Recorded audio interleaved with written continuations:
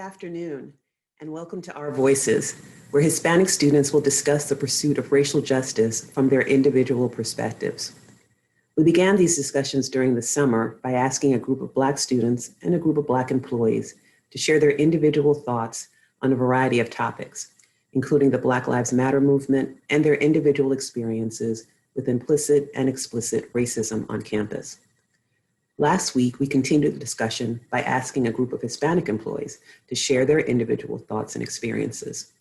In a wide-ranging discussion, they talked about how they identify, misconceptions about their ethnicity, microaggressions that they witnessed or experienced, colorism within their community, immigration, and more.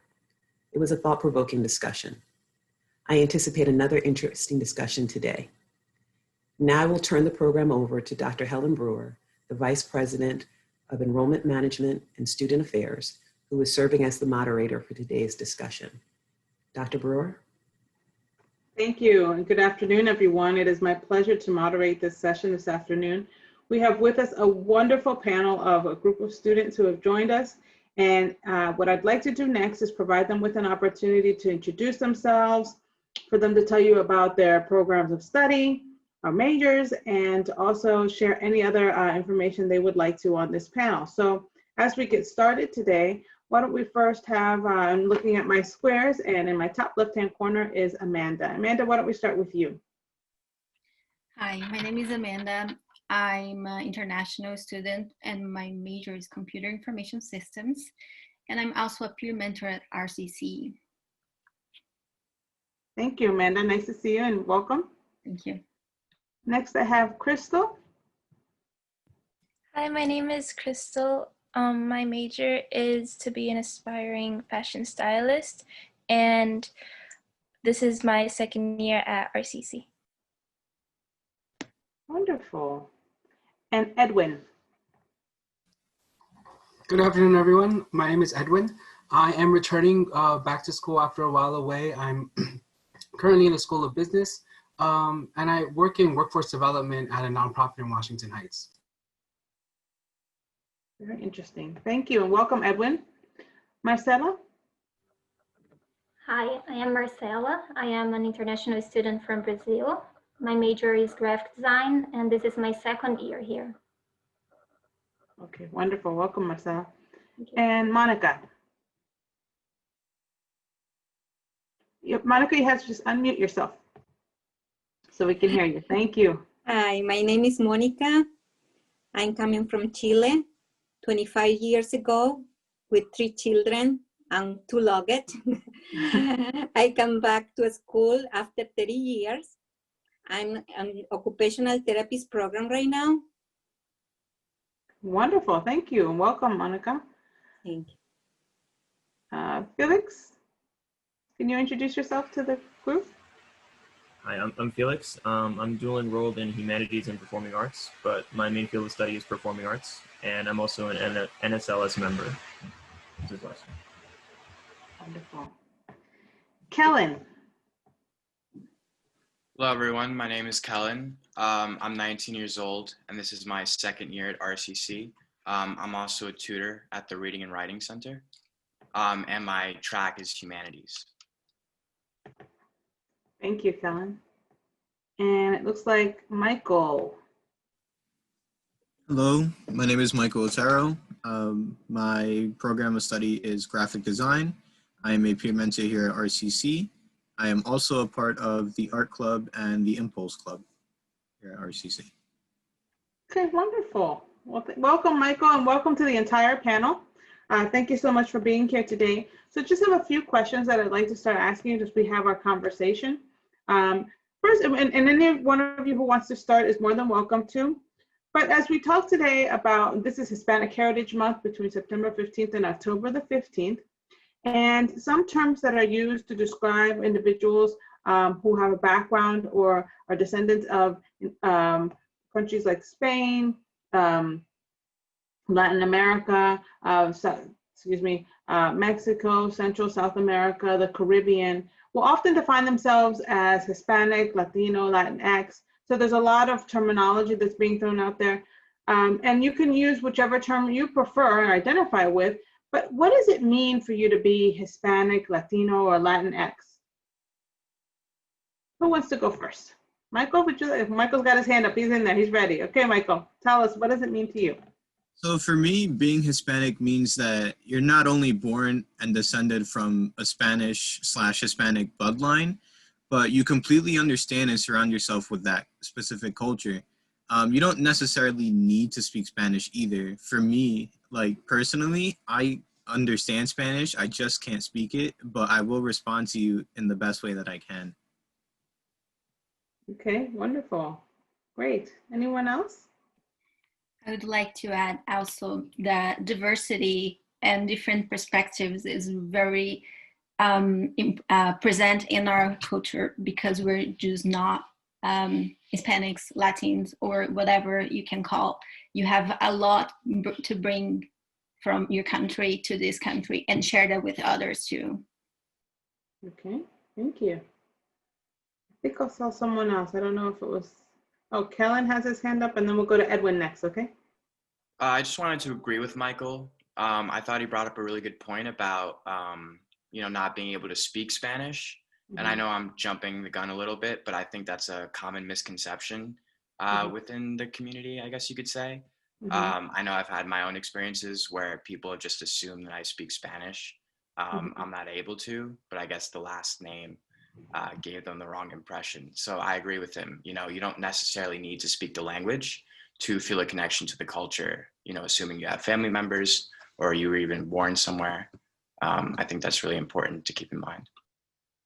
How has your experience been, since you said you don't speak Spanish, right, Kellen? So how has your experience been just within perhaps your family or individuals in the community who do speak Spanish and their interaction with you? Well, I've felt left out at times, maybe when there's a conversation going on with some more distant relatives of the family that do speak Spanish. I obviously don't know what they're saying, and it takes time for them to translate if they're willing to even do so. And I know personally I've had experiences, growing up where I've had, teachers expect me to be able to speak Spanish to people who can.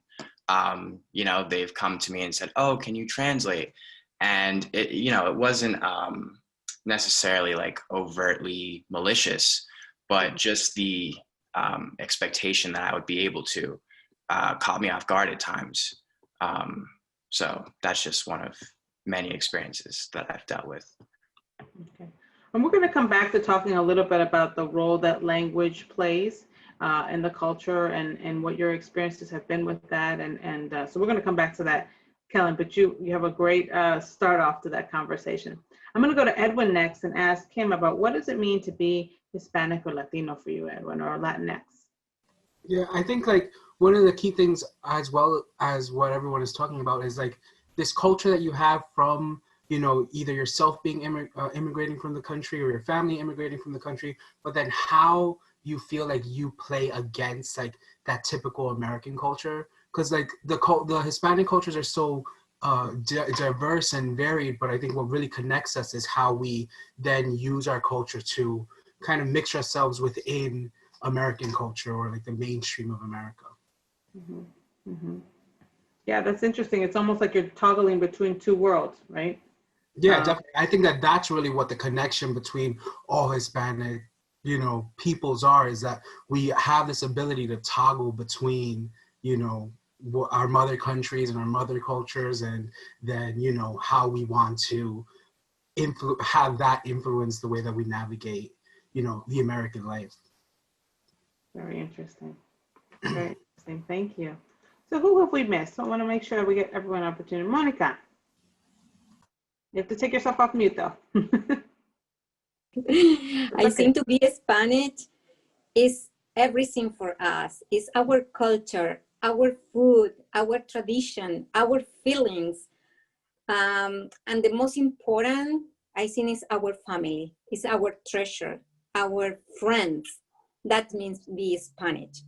We are very close to the people we love. Thank you. Thank you.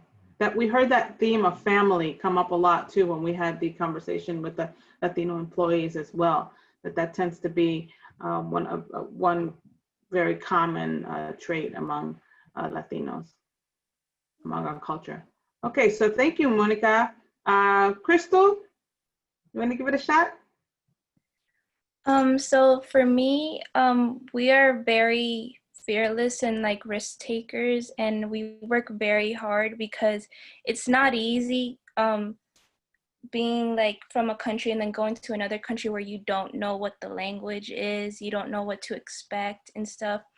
Both of my parents and my sister, they were all born in Dominican Republic, and they immigrated to America, and it definitely wasn't easy, but my mom, she like still puts it in her all for us to continue to grow and like have a better future for us. And also a lot of things that some people don't know about like immigrant students is that a lot of us, we also need to help our immigrant parents in translating as well in English and stuff with documents, and sometimes it can be a struggle because we're like going back and forth, but definitely it's a very like big blessing, and I'm very proud to be part of the Latinx community. Yeah, thank you. So let's see, Marcela, I don't want to miss you. What do you think, Marcela? To me, to be Latina, it means to be strong and resilient, to do things with love, and to be friendly to everyone. And yeah, that's it. Okay, wonderful. Thank you. Felix. I think everyone has pretty much hit the nail on the head. It's all, about being able to embrace both cultures, like American culture and then Latin American culture or Hispanic culture in general. And also being bilingual helps a lot, but that's not the main thing really. It's just being able to embrace both cultures really, and being also, a tight-knit group, a tight-knit family as well, is definitely a common trait. Yeah, we're hearing that a lot as one of the themes that keeps emerging. So thank you for that, Felix. So Rockland Community College is a Hispanic serving institution, which means at least 25% of our students self-identify as being Latino or Hispanic. So one, I'm curious if you knew that, and do you have, if you didn't know that before and now you do, are there expectations that you have or have had about what, because we're a Hispanic serving institution, about our status, are there some expectations, or does that resonate with something in your mind that we should be doing for your experiences? So first, did you know? Did you know? And now that you do know, does that then evoke some experiences that are some expectations about your experience that you think should be happening or could be happening? So, Go ahead, Edwin, then we'll come over to Amanda.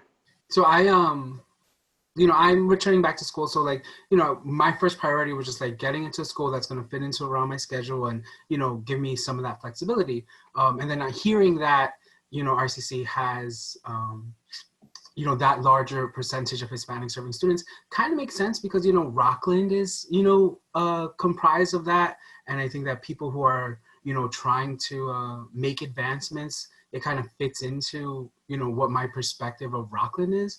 But, since this is my first semester, I'm excited to see, as I continue to go through, see who are the student leaders on campus and who are, maybe our student, or who are the vocal professors on campus and people who are really interacting with the student body. I would hope that reflects, the large percentage of Hispanic students who are on campus, and it's my first, semester, so I'm excited to hear what people who have more, experience here kind of have to say about that. Okay, great. Amanda.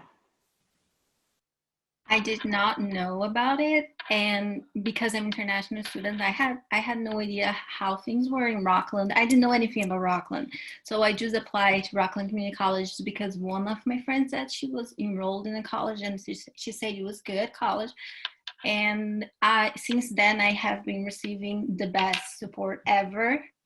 I was enrolled in another school here before, and it's way more supportive in Rockland Community College, and that inspires me to be a peer mentor and also continue inspiring other people to do what they want. And for that reason, I joined Girls Who Code, and I was trying to find some girls in the college that was interested in coding.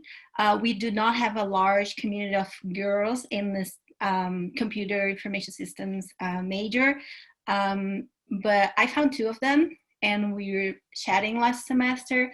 Unfortunately, with the pandemic and everything, we kind of lost track of what we were doing. But I still want to help others, because that's how the Rockland Community College inspired me to give back, because they gave me a lot of support. Okay, that's wonderful to hear. And, I think that there's a lot of real interest in coding. I just think people are not always, maybe there's a little intimidation because, you think of computers in a very kind of sophisticated way. And some people may think, well, that's outside of my realm. But there are a lot of people who are in different programs of study who are interested in learning more about coding. And so it's an excellent opportunity, I think, for us to share that with more people, and especially with more women in coding, in the sciences. So thank you so much for sharing that. Okay, so who else would like to share about, did they know that we were a Hispanic serving institution? And so how, if at all, has that influenced your expectations of what your experience should be like at RCC? Michael, you look like you're in deep thought about that question. Well, I mean, I kind of thought Rockland Community College would be geared a little bit more towards the Hispanic community because, like Edwin had said, that there's a lot of Hispanics in the community. So I feel like RCC would have been the perfect place to just kind of, I guess, expose myself more with the other cultures. And I think one of the expectations I had coming was that people wouldn't be afraid to embrace their culture and background and kind of like share with others, their experiences with the community. Did you find that before you came to RCC that that was happening in your environment? Were people embracing culture and background? I don't know, maybe at your previous school, or did that used to happen for you a lot? Yeah, I would say so, because I went to North Rockland High School, and Felix was also with me there, and we both know very well that North Rockland loved the Hispanic people, and they always found something to do. Like with Hispanic Heritage Month, they would always have like a party, or they would just have somebody come on the loudspeaker just speak about Hispanic Heritage Month. And have you found the similar type levels here at Rockland, or do you wish there was more? Do you like what's happening? Tell us what your thoughts are about that.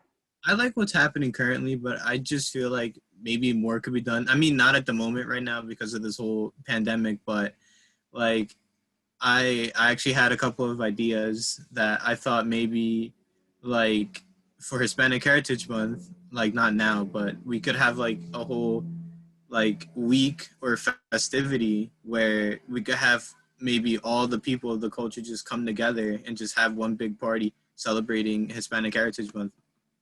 Okay. That's an excellent idea. Sounds like a lot of fun. So hopefully we'll be able to do that soon. Thank you, Michael. All right, Marcela. So my decision to enroll at RCC had many factors. I'm a person that loves to make pros and cons lists, and of course, then knowing that RCC values diverse environment was essential in my decision. How did you know that? I've searched it before on the website. I read like everything that the college offered.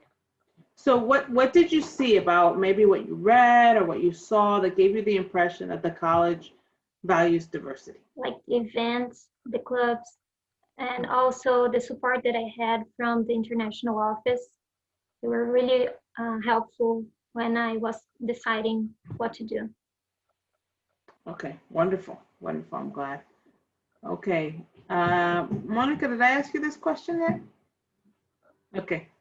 So just take yourself off mute so we can hear you and then go for it. My decision was about the occupational therapy program because it was close to me, this college, and was more easy to come to the institution. So it was convenient. The location was Yeah. convenient for you? Okay. Very convenient, yeah. Wonderful. Wonderful. And Felix? Same here. The location was pretty convenient as well. Because I got accepted into a lot of colleges, but RCC was definitely on my eye.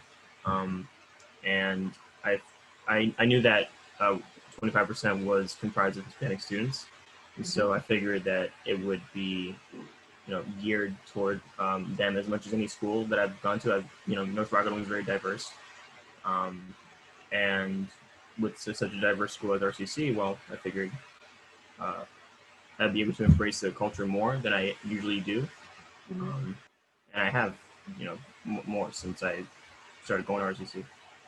Okay, wonderful. Thank you.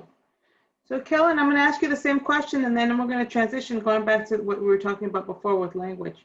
So tell me, did you know that RCC was a Hispanic serving institution? And if so, how did that influence your expectations, or how did it change them at all? So I was aware that there was an overall diversity at the college, but I wasn't aware of any specific statistics, especially not that there was such a large amount of Hispanic students. And as for anything else that could be improved, I kind of agree with Michael in terms of, bringing more specific traditions to the Heritage Month. Like maybe people could exchange recipes from their families while they cook, or they could, I don't know, make music recommendations about their favorite artists, regardless of what their specific background is, whether it was they were Puerto Rican or Dominican, just kind of include all artists, just little things like that, to really blend together all of the different backgrounds, but still, maintaining an overall theme of Hispanic community. And also maybe if there were more ways to broadcast the existence of the Heritage Month or week. I know, especially last semester, I wasn't really aware of it.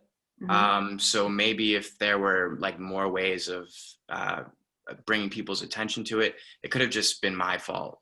And especially since the pandemic happened, there obviously people have to understand that there are limited ways that can be done. But yeah. What would have caught your attention? So, I know that people hang up posters in the hallways. There were probably posters, I just didn't see them maybe. Or maybe if teachers announced it at the end of a class, just little things like that, I know personally I'm just very busy, so I don't really always notice things that may be plainly displayed. So just maybe taking like multiple opportunities or something. I'm always curious to hear because it's different for everyone. Some people might be posters, some people might like email, some people never read their email, some people prefer text. So I'm just curious about, from your perspective, what draws your attention, what gets, what kind of, when you find out about something, what's usually the best way to get to you?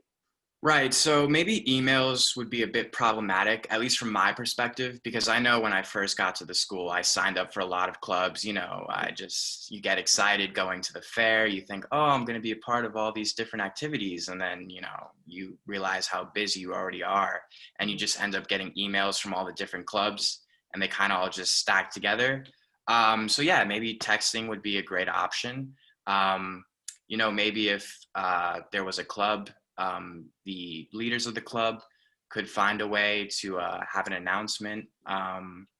Just things like that. I'm not really good with organizing myself, so I definitely don't probably have a lot of good suggestions in terms of organizing that. But I guess just, those would be some ways. I don't know. But those are great. Those are great suggestions. That different things work for different people. So I appreciate you sharing that. So, Kellen, before you were talking about language, and, sometimes with family members, if they are not bilingual and they only speak Spanish and you don't speak the language, how that can be a little bit challenging sometimes. But there are also too perhaps some other misconceptions that people may have about us. With Kellen, because of you said because of your last name, people automatically assume that you're able to translate or you're able to assist in that way. So let's start with you. So my next question is, what would you say from your perspective is the most common held misconception about people of Latin, Latino, Hispanic community that you've encountered? Yeah, so that was definitely my biggest one. You know, personally, I just think, for example, we'll take the United States since that's where, you know, we're currently at. I just think since it's a majority white population, people don't usually expect, you know, a white person to be able to speak German, for example, even though they can tie their family's history back there. So I just think that the same, you know, way of approaching it should be extended to Hispanic people, for example, because, you know, maybe people's families have been here for generations as well. You know, it's not necessarily that people have such strong connections to whatever countries they may have, you know, immigrated from. So as for some other ones, I don't know exactly. Yeah, I haven't really thought of, I mean, or experienced any explicit misconceptions besides that that come to mind currently. Maybe you can come back to me.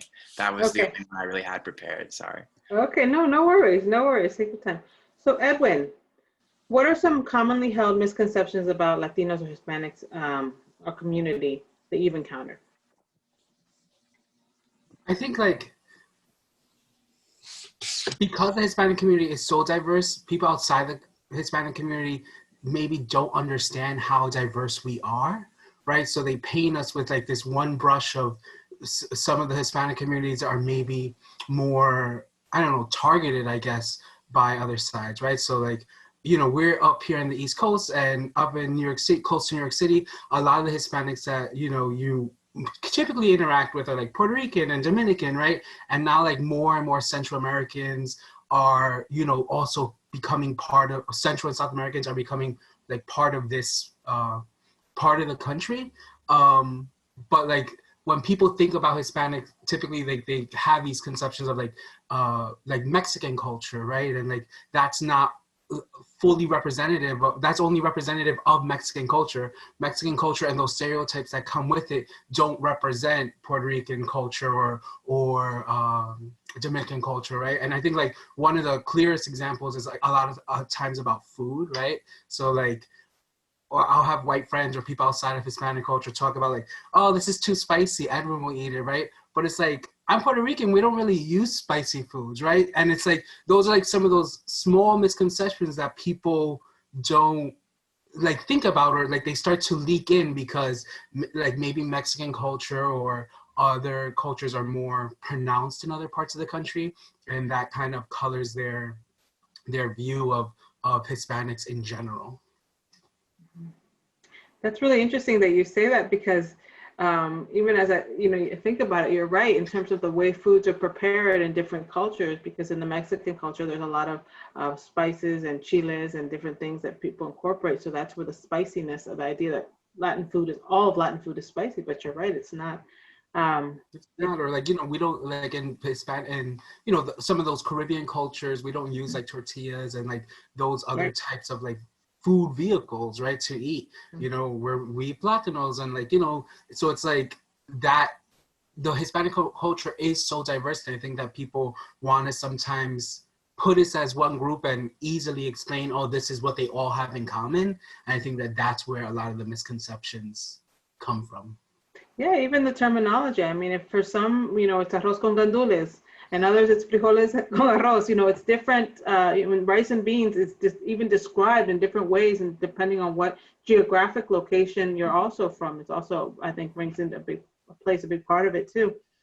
All right, so thank you, Edwin. That was a great conversation. So, oh, Felix wants to go next. Okay, Felix, go ahead.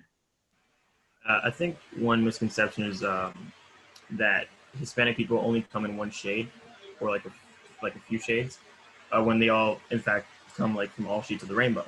Because I had this one argument well, not really argument, but like a discussion on Instagram, where on a political video of all things, where this woman said, white people don't have a right to talk about racial justice, and I disagreed, and then she went on to say, I think she said something like, what, like, I shouldn't be discussing, nobody should be discussing this with a white man, blocked, and she blocked me because she thought I was white.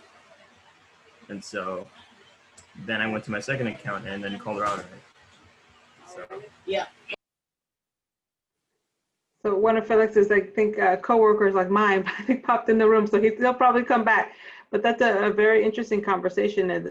Oh, Michael, you want to say something? Go ahead.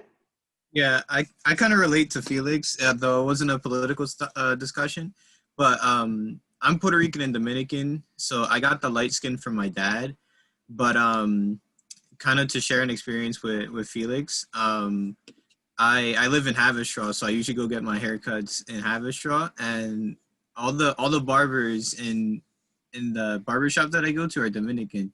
So when they saw me walk in, they're like, "Mira, esto rubio," and then I responded back in Spanish, and then like, whoa, it was just so funny. So translate for us what that meant. So rubio for Dominicans is kind of like a slang term. So it was kind of like, I'll look at the white kid, but I'm not white, even though I look it. Right. So I think even too, like tone and pigmentation in our skin is also another thing too, because there are some individuals who are fairer and some who are they have more pigment in their skin, and so they're darker, what have you. Also, hair is I always talk about hair. I have to talk about hair. I can't not talk about hair.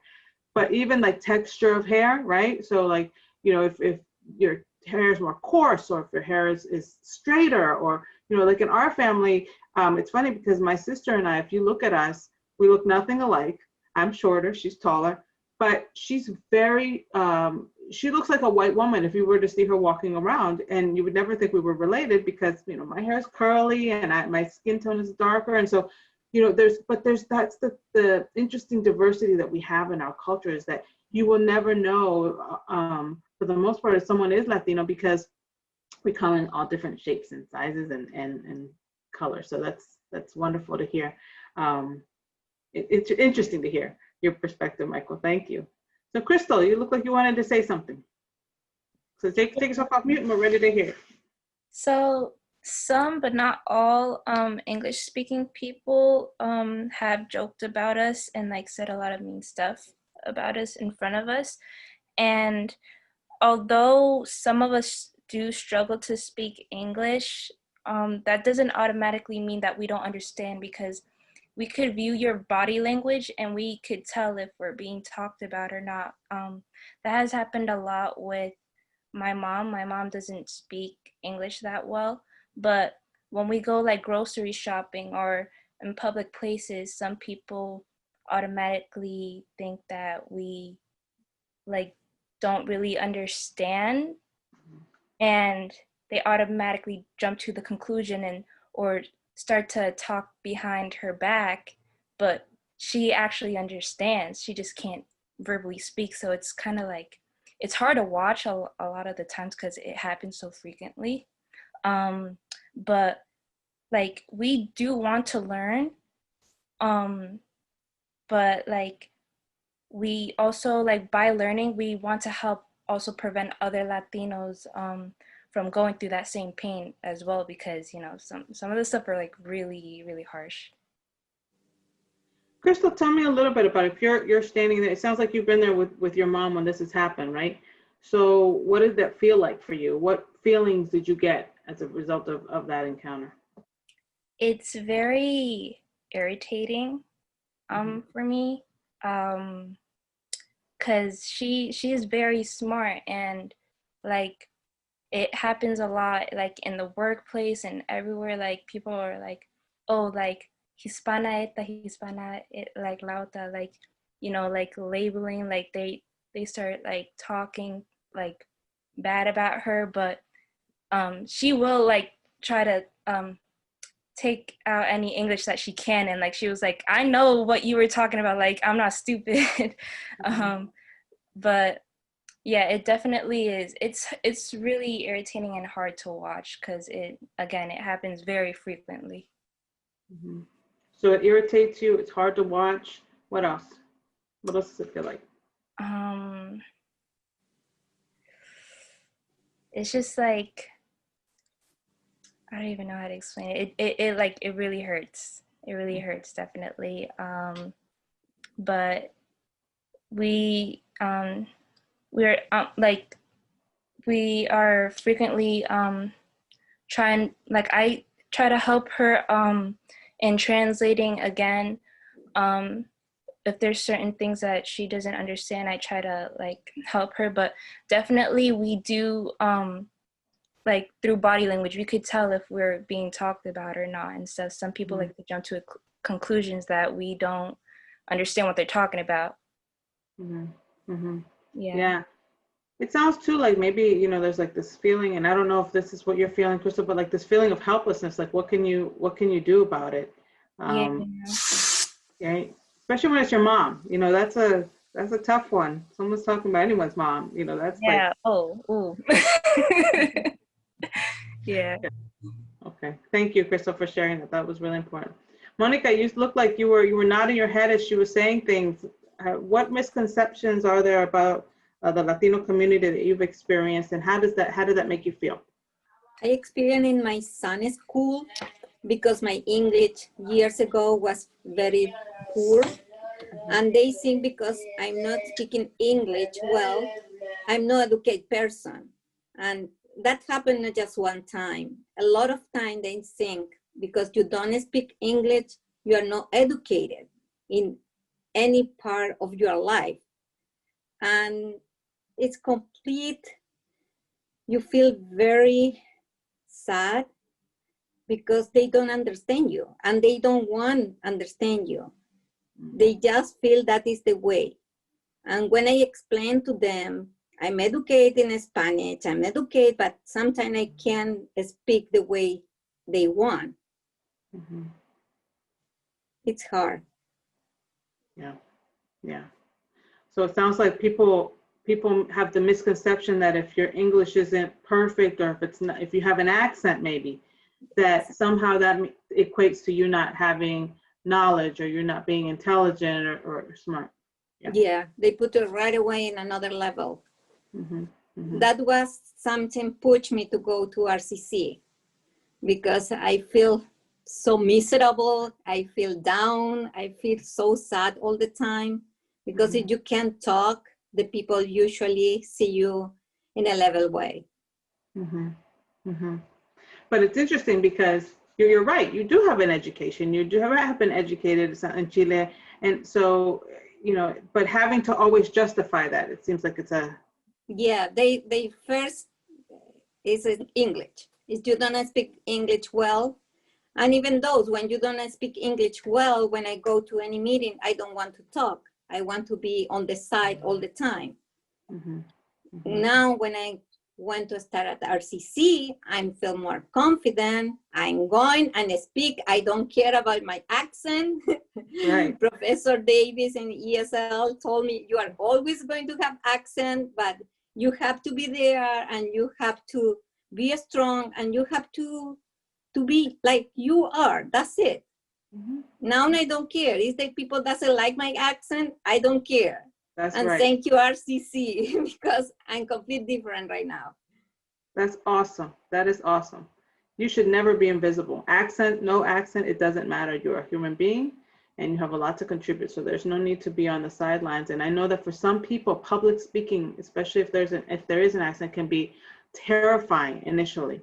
But I also think that's other people's problems to not be able to embrace that, not yours. So I'm so glad that you're here, Monica. This is awesome to hear your perspective. Thank you. Thank you. Marcela, misconceptions of the Latino community that you have experienced and how it made you feel. One misconception that I've heard here was about my language. I feel that a lot of people expect me to speak Spanish, and in Brazil we speak Portuguese, so It's like the most frequently misconception that I've heard. Okay. Okay. Thank you. Yeah, we hear that a lot. A lot of times people don't realize that the Brazil speaks Portuguese. Yeah. Many Brazilians do speak Spanish, but that's not the main language of the country, obviously. Yeah. Okay. Amanda. I would say with Marcella, in my case, is also the language. Every time you introduce yourself to someone that doesn't have that much knowledge about South America, and say, I'm from Brazil. Oh, they speak Brazilian or Spanish. So those are the most commonly said besides the Portuguese. And I would say in my case, that's pretty much it. Okay. Thank you, Amanda. Did I leave anyone out? I think I got to everyone, but I want to make sure I got everyone. Okay, good, good. So let me move on to the next question that I have for you, and that's really about any experiences that you've had here at RCC. So we want to know if you've experienced discrimination or microaggressions associated with your racial, ethnic, or cultural identity at RCC specifically. Has that ever happened? That never happened to me. I've never experienced discrimination or any kind of aggression here. Okay. Anyone else? Never for me in RCC also. Just a lot of help. Just a lot of help. Oh, that's awesome. I'm glad to hear that. Good, good. Do you think that there is any truth to, I've read about this, heard about this, thought about this, that in the Latino culture, we tend to be less vocal about things related to race or things related to topics related to discrimination. Do you find that to ever be the case? Whether it's in politics, whether it's in our society, do you feel that in the Latino culture, we're less vocal about these things? I feel like we might be a little less vocal, like if we're enticed by like the majority of people. Like sometimes, you know, if you are vocal about these things, you get shut down because of like, if they haven't experienced that, then they might assume that everywhere is like that. So if they haven't experienced discrimination, they assume that discrimination doesn't exist, but that's not true, because there's just way too many people in this country for that not to be the case, I feel. You know, I haven't experienced it personally, but that doesn't mean that other people haven't experienced it. So. Okay, thank you. That's a good perspective. Anyone else?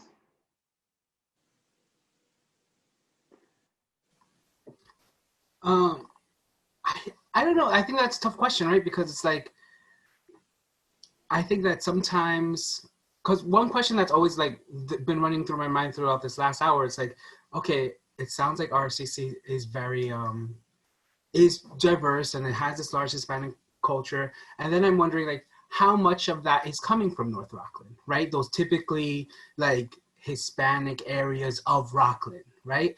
And when I'm in North Rockland, right, and in Haverstraw and West Haverstraw and like Garnerville, right, it feels like you can be a little bit more of yourself than when you have to like drive down to Suffern or go down to Pearl River, right? I didn't go to North Rockland. I went to Albertus, which is like the Catholic school in Rockland. And for me, I had a totally different experience, right? I was growing up in Haverstraw, but was only like one or two of I think there was like 4 Latino kids in my graduating class, right? So it was really kind of navigating those two sides of things and kind of knowing that you have to like adapt and sometimes not make that big of a scene, because sometimes when you are trying to speak out, those people who kind of were your friends or were supporting you sometimes don't have, it's easy for them to kind of step back because they don't have like blood in this fight, you know? It's easy for them to kind of be like, well, actually, this doesn't affect me that much, so go you, and I'll talk to you about it later sometimes. So it's sometimes hard to kind of step out there. And maybe part of it is also like, there is a portion of the Hispanic community who is like undocumented, and that's like a portion of the Hispanic community that, you know, people are, who they need to just continue with their lives and not make that many moves because they're afraid of that retribution that might come and, you know, losing their opportunity here in the United States too, you know. So I think that what's great is that like younger people who are in that situation, they're becoming more vocal because they're able to show that I am a vital part of this country. So just because I don't have that status doesn't mean that I'm like any less American than someone who wasn't here. So I need to be more vocal because if I'm not vocal, other people aren't going to step up for me. Mm-hmm. Mm-hmm. You bring up a really good point, Edwin, in terms of, you know, the topic of immigration, right? And the Latino community is prevalent in terms of, because we have members of our community who are undocumented and who maybe their voice may be stifled for fear of retribution, for fear of what could happen if they are somehow outed, so to speak. So tell me how each one of you feel about, or your thoughts really, about the debate about immigration and how immigration affects families and children, particularly in the Latino community in the United States. Okay, let's start with Crystal, then we'll go to Amanda. I'm concerned about the separation of immigrant parents and the children, because when they get separated, their kids are left abandoned or get put in detention centers, and then they end up suffering without their parents from hunger, depression, and they don't get the help that they need to survive and have that protection from a parent that will help them, that will help defend them. Thank you. Thank you. Amanda. My concerns about it is that child of immigrants are less likely to receive public benefits, which generally exclude undocumented immigrants, and also their long-term health and development. So I think that's really harmful for them, everything that's going on with the parents and the current immigration debate that they have with presidential and administration of the country. Okay, thank you. Monica, you look like you wanted to say something. Yeah, I think immigration is to be afraid. I was without my papers for a long time, and all the time I feel afraid. My daughter has a brain surgery at Westchester Medical Center, and that moment I didn't have any paper. And then when they call me for the Medicaid, I seen somebody's going to be there to catch my family, and we have to return. And it was a nightmare because my daughter was so sick, and I was afraid to go to the Medicaid office. And you know, it's something nobody wants to feel that. Mm-hmm. Mm-hmm. Can you help expand, if you're okay with it, a little bit more about what were you afraid of? I'm afraid to come back to my country because in that moment it wasn't a good moment for Chile. Mm-hmm. It's no job, it's nothing to do over there. I was here with my daughter with a brain tumor. She needs radiation, she needs a lot of medical cares, and we can give in my country. Mm-hmm. Mm-hmm. So it sounded like, you know, if you were sent back to Chile, there would be serious repercussions in terms of your daughter's health, yeah. In terms of even socioeconomic welfare for you and your family. Yeah, that can be unimaginable. So so that fear factor really is just like the common thread in terms of the experience, is what I'm hearing you say. Yeah. Yeah. For you, for your family, it's not just one person that's affected. For everybody, yeah. Was very stressful for my complete family. Okay, thank you. And you have to be for that situation for years. It's not like you can have any solution. Mm-hmm. You go step by step. If you are lucky, at the end you can be a citizen, but takes so long. Mm-hmm. Mm-hmm. Yeah. I can't imagine. But thank you for sharing that and being vulnerable in that way, Monica, to share that perspective. Anybody else want to share their thoughts? Okay. All right, so as we're talking about, societies that are vulnerable and also to just our society in general, and we think about what's been happening this whole summer really, and for the last, this year predominantly has been very much a focus on social justice, much a focus on Black Lives Matter. Tell me, do Latinos, what do you think? Do Latinos share the concerns of Black Lives Matter or Black Lives Matter activists? And are they allies, or is there perhaps similar treatment that is experienced? What are your thoughts? Let's start with Kellen, and then we'll go over to Crystal. Okay. In my personal opinion, I think it absolutely is the same fight. I think discrimination, unfortunately, is usually the same effect, considering the state apparatus and the institutions that exist in this country. The reality is, if you're a person of color, you're probably experiencing some negative effects from that. So I absolutely do think that it's the same fight, because if you can just look at the name of the movement, Black Lives Matter, it's about saying that all of these lives matter, and that when our communities face crises, they deserve to be dealt with accordingly. The war on drugs comes to mind when we were talking about, the children on the border who are being separated from families, and actually reports are saying they're being abused. These problems are treated like, they're not serious, or they're kind of at the back of people's minds because we have more pressing issues to contend with. And I find that's usually the case when they only affect certain communities in this country. During the crack epidemic that affected Black communities predominantly and inner cities, that was just kind of ignored largely by the government. But, when they started reaching more affluent communities, then it became a public health concern and a crisis that the country needs to address. And it's unfortunate to think about it that way, but I just don't think, unless certain communities really understand, then there's no motive to get involved and help. Obviously there are allies that exist, but not enough. Thank you.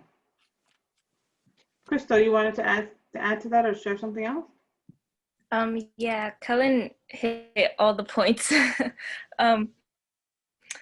I definitely agree. We are also part of Black Lives Matter because, again, we come in a very diverse community. We have Black immigrants as well. In my family, I have a lot of Black immigrants, and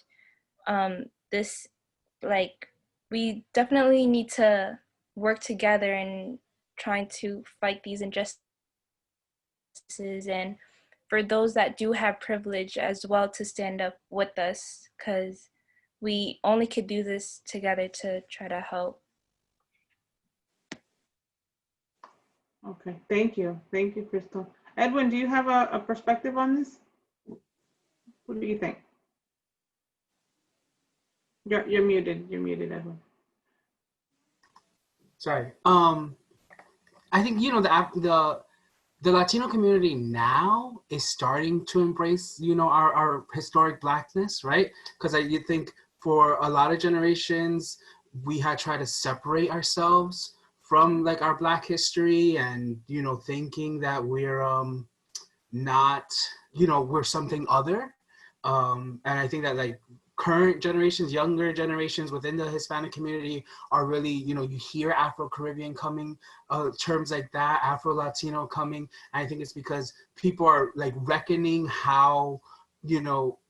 with that history and understanding that, the African experience also is so important to the growth of, Latin America and the Latin American countries and what they've been doing. So, I think it is our fight because, part of that is our history. Part of it is our history as well. So instead of trying to, I think, divide the communities up, I think we're starting to realize that as our, minorities are becoming the majorities of this country, we do need to find that common ground so that we can start working towards those, changes that need to happen for the communities. And again, like the black issues and Latino issues, there are differences there, and there probably will be disagreements between there, but I think first and foremost we need to kind of deal with what that like baseline equality looks like across the board, and then we can think about what maybe those differences are or those other fights that we need to have. But the movements that Black Lives Matter are calling for, the changes that they're calling for, should be changes that everyone should be supporting. I think the Latino community having a voice there and, helping to, I don't know, it's weird because I don't want to say helping to direct, because I do think that this is like a Black movement and that their voices are important and they should be the leaders, but I think that they should also be open to those perspectives that Latinos are bringing, because Latinos, much like them, are from, the large cities and have dealt with a lot of similar discrimination that black communities have also dealt with. So I think they should be allies and moving forward, and then we can talk about maybe what those differences are or what our priorities are so that we can work on them differently. So Ed, when you talked about the Latino community having similar experiences to that of the Black community and how we should find a commonality in order to work together to address this, has anyone on the panel ever experienced similar treatment in society as has been described in terms of the Black Lives Matter movement? Have you ever experienced any of discrimination in that way, or treatment from perhaps law enforcement or some other entity in society?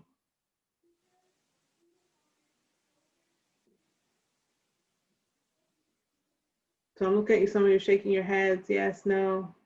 Michael? I think we're lucky. I think we're lucky because we grew up in Rockland County, right? We grew up in Rockland County in North Rockland, where like the police are suburban police. But like I was saying, I also work in Washington Heights, and I work with young adults 17 to 24 who, Washington Heights, again, is a majority, it's for a long time, it's been a majority Dominican population. And, those young adults have had experiences with police, and they really see that it stems from their I don't know if it's race, but I think it's like at least that socioeconomic status. Maybe that police are painting people of minorities with like that same brush of socioeconomic status, and treating them with that bias a little bit.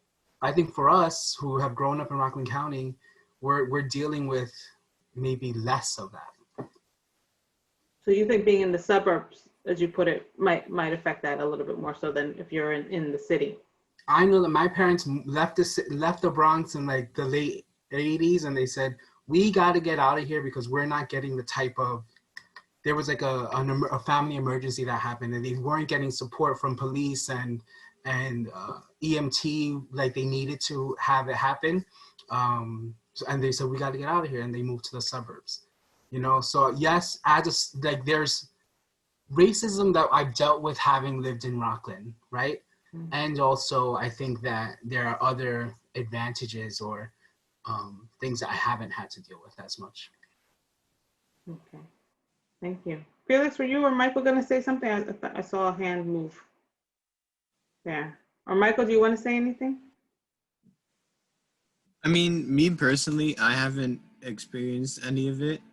But I know that it does exist, and I also feel like the reason why I haven't experienced is probably because it ties back to my skin color. Like you see me and you think I'm white, but I'm Hispanic.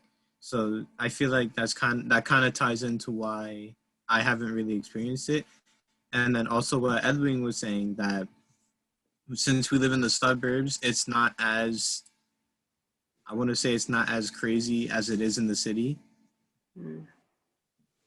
Okay, thank you. Amanda, Marcella? How is it hearing about all of this since you're from Brazil? And you said you're international students. Do you find that this happens a lot in Brazil, or is it something that you're seeing more here in the United States? So no, that happens a lot in Brazil, and it's pretty common everywhere. Police mistreating Black people, having people against everything that would help Black communities. That's pretty common, so it's not news for us. I just never experienced any of that because of my skin color too. But I believe that while Latin experience oppression because of their immigration status, right now, Black Americans in this country experience a daily violence that urgently needs to be addressed. So we should really focus on that right now. Thank you. Marcela, what about you? Yeah, I agree with Amanda, and I've never experienced any kind of discrimination here or in Brazil, but I don't live in a bubble, and I know that's happening around me. And yeah, we all should support this cause. Do you know what's happening around you because of what you've seen firsthand, or because of what you see on like the television and the internet? How do you know it's real? Yeah, on the news mostly, but yeah, I think it's something, if it's in the news, probably it's around in a low level, like we don't see, but it's over there. Thank you. Felix. So the past few months, like ever since the George Floyd incident, I've gone into this like big political rabbit hole where I was just looking on like both sides of the argument, and like people who support Black Lives Matter, people who don't support Black Lives Matter. And it's just like both sides make compelling arguments, and then it just gets so murky. Like, what do you believe? Like, is there? Well, because I do believe that there is this type of violence going on around the country. Maybe not to an extent that the media is portraying it, like, but it is. I believe there's so many people in this country for that not to be the case. I do believe that that's the case. But the weird thing is that there's Black people on both sides of the aisle. So there's Black people and Hispanic people and other, people of all races that support both sides of the argument.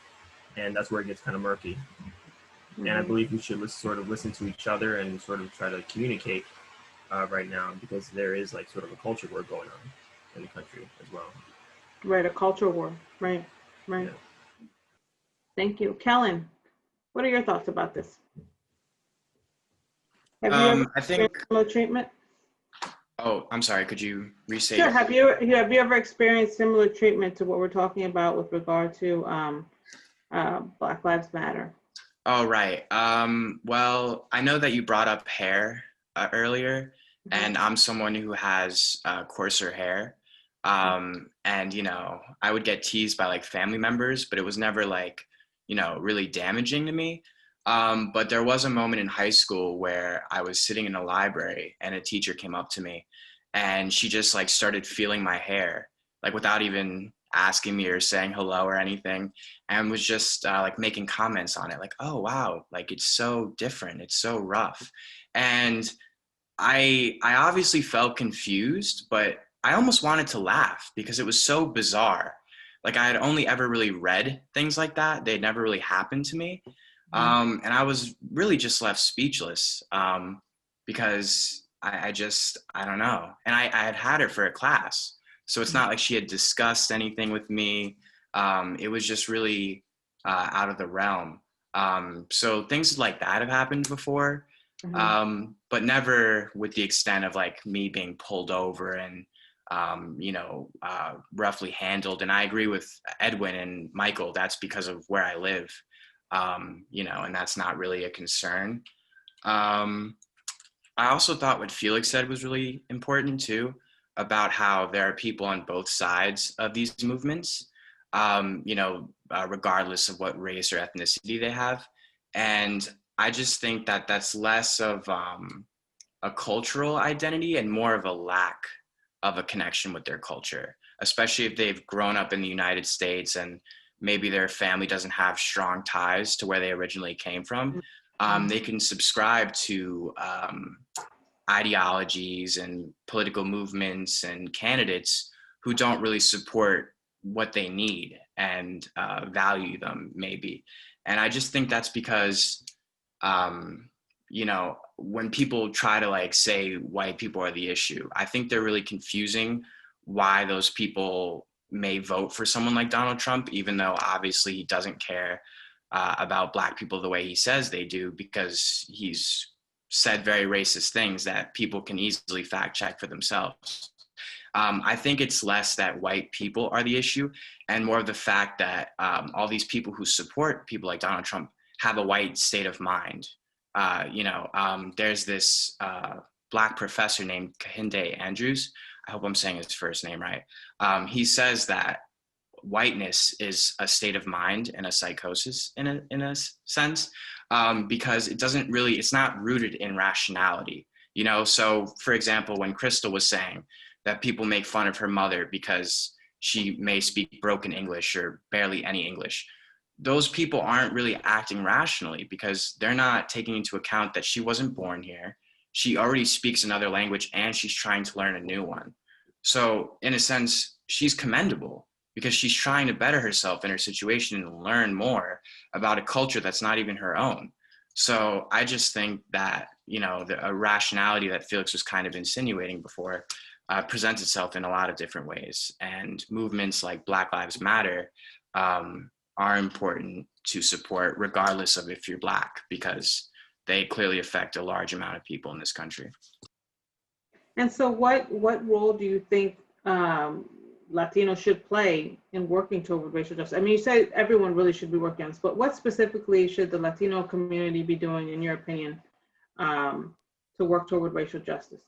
I just think that remembering your history, learning about your history is really important, because if you know your history, it's kind of hard for someone to tell you what it is. You know, learn about how maybe some of your home countries were colonized or victims of imperialism. Learn critical theory, you know, learn about different economic structures that could be implemented and kind of, you know, de-escalate the current institutions of power that aren't serving their communities. Learn about local elections and local representatives. There's always an emphasis on presidential elections. And in my opinion, that's kind of the point. You know, they're very distracting. They get everyone involved because it's just two people. So it's very simplistic in terms of, well, do you support red or blue? And the reality is there are so many other things to worry about. You know, what's happening in your local elections? Who are the people that are giving these presidential candidates money? You know, these are all things that people need to be aware of. They need to be aware of terms like intersectionality. You know, how does being Black and a woman affect you differently than just being a Black man, for example?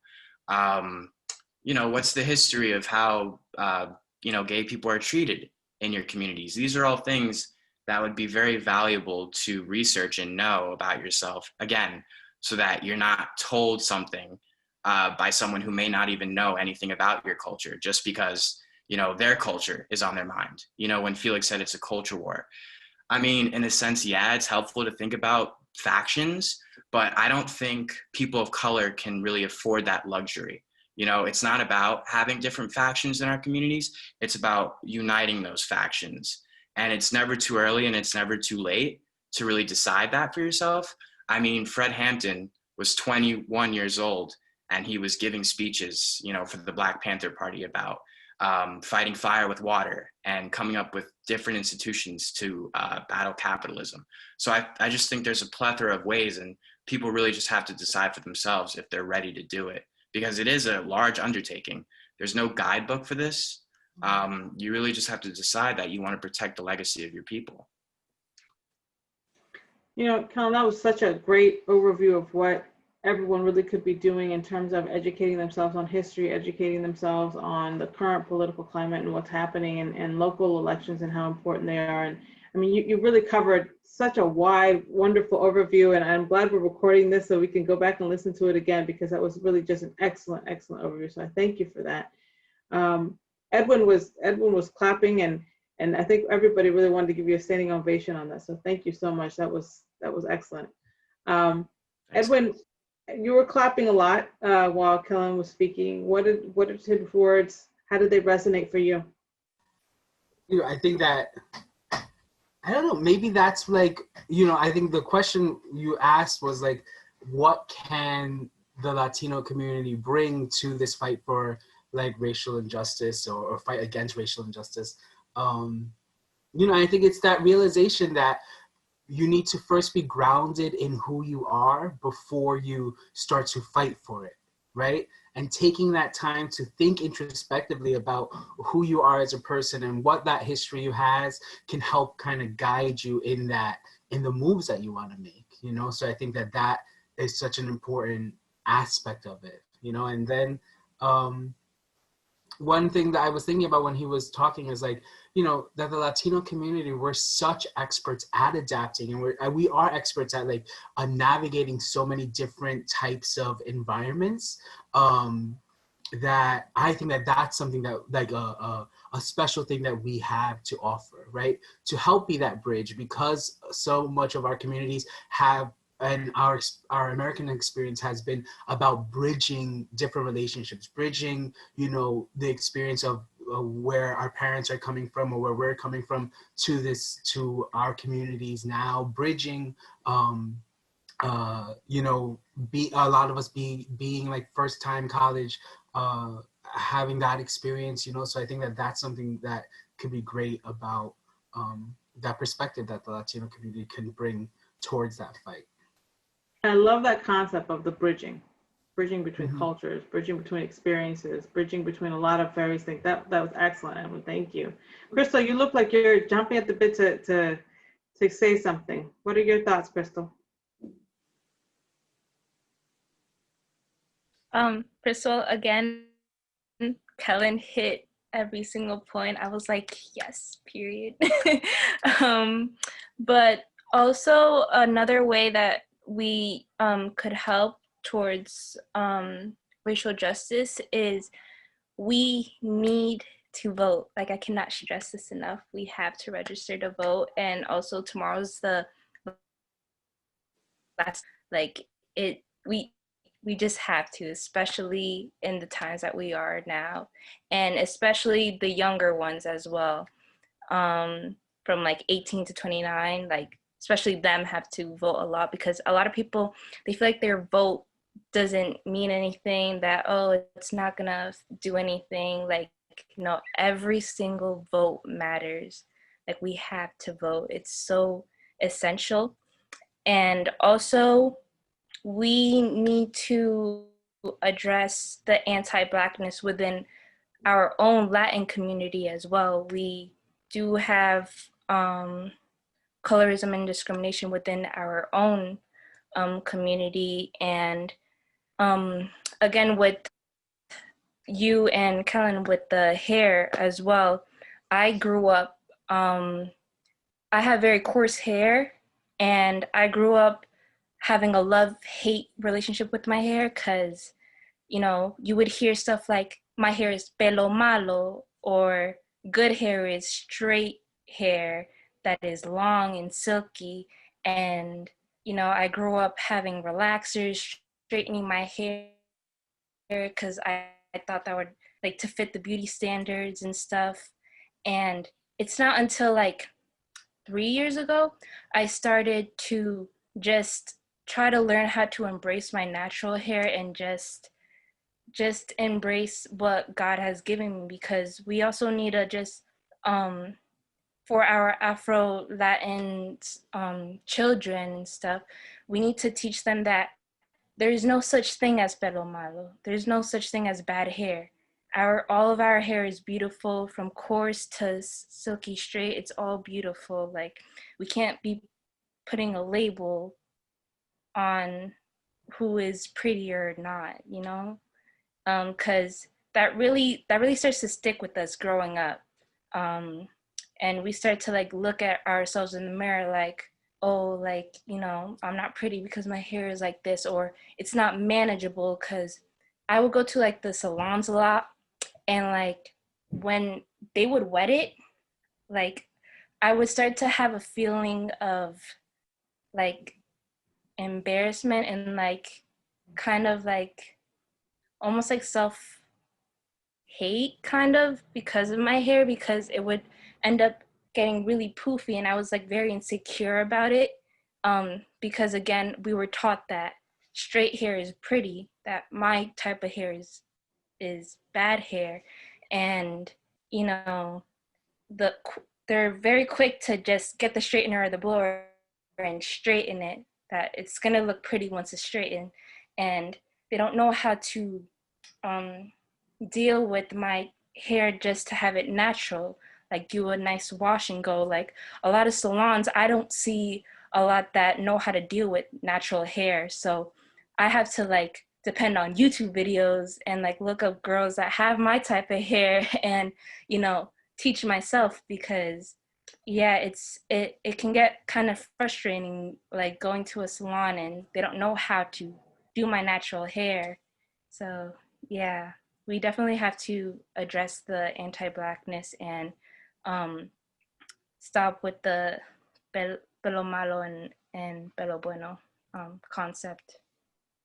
That's a very prominent conversation that comes up in the Caribbean, Latin Caribbean cultures, and then also too, even in the Mexican Central American cultures, the issue of moving away from any indigenous features that you may have. So because there's just a strong Mayan influence in that region of the geographic region, there's this push to want to move away from anything that reminds you of not conforming to a definition of beauty that is more white, that is more about, the blonder your hair, lighter your hair, the lighter your skin, the lighter the color of your eyes. Somehow that sways you more to a definition of beauty. As what you said, Crystal, when you go to the hair salon, people want to straighten your hair immediately as opposed to embracing who you are. And also too, like in the Mexican and Central American culture, and sometimes too in Latin American regions, just that focus of wanting to shy away from an indigenous kind of look, or if you have higher cheekbones, or somehow that definition is you're less attractive somehow. Monica, Marcela, or Amanda, we're wrapping up soon in just a few minutes. Any further thoughts about how we can work together toward addressing racial justice and helping to promote that?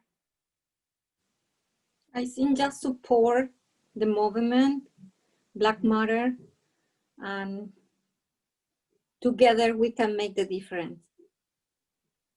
Thank you. Amanda, Marcela?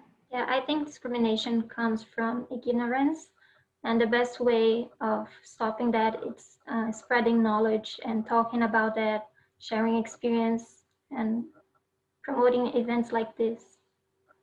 Thank you. Thank you. Amanda?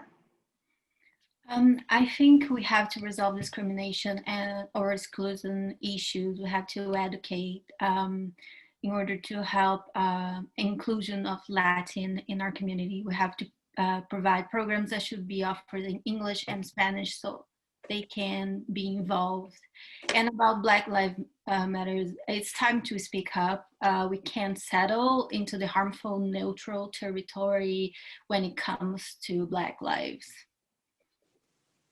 Thank you. That's an excellent point. Thank you.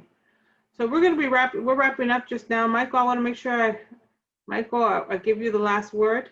We haven't heard you talk about this topic on this last question. So any last thoughts, Michael? I think a last thought for me is I think we should try and be a bit more vocal and try to help out the movement as much as we can. Definitely try to just, I guess not put it to rest, but I guess like try and calm things down as much as we can, because if we do let this keep going on, I feel like things could be a lot worse than it should be. Great, thank you. Thank you. Well, students, you all have been absolutely wonderful today. I want to just thank you for your participation. I'm going to ask you that you stay on as we conclude this session. But your insights have just been so wonderful. I know that they have stimulated a lot of thought for other people. who are listening. We have recorded this session, so I think it will be posted on the website, but I'm going to turn over all those details to Ms. Roy so she can share that with us. And Dr. Bass is saying it too, very proud of each one of you, and he is proud to be your president. And so we are just, again, I can't tell you how wonderful it has been to spend this time with you this afternoon, and I thank you for your participation. And I'll turn it back over to Ms. Roy, who will close us out and give us any final comments that you'd like to share. Thank you so much. Thank you. Thank you everyone for joining us. The panelists, you were wonderful, and I love hearing your individual experiences, thoughts, and ideas. Thank you so much for the audience that joined us today, and I look forward to you all joining us for future discussions. I'll ask Danielle to please share a slide about upcoming events, and please save the date for a few things that we have in mind. Coming up, we have Teaching Inclusively and Equitably, perspectives from the deans. We'll have deans from each of the schools who will join us on Tuesday, October 20th, to talk about their perspectives on things that they are doing currently to make sure that all students feel as though they are welcomed and we are meeting them where they are. We also have coming up, as some of you have already talked about, the importance of voting, a discussion about the challenge of democracy, elections, and voting, coming up with 3 full-time faculty members who will share their perspectives and give us a little bit of information about the historical spin on today's elections. Thanks again for joining us. I look forward to you joining us in the future.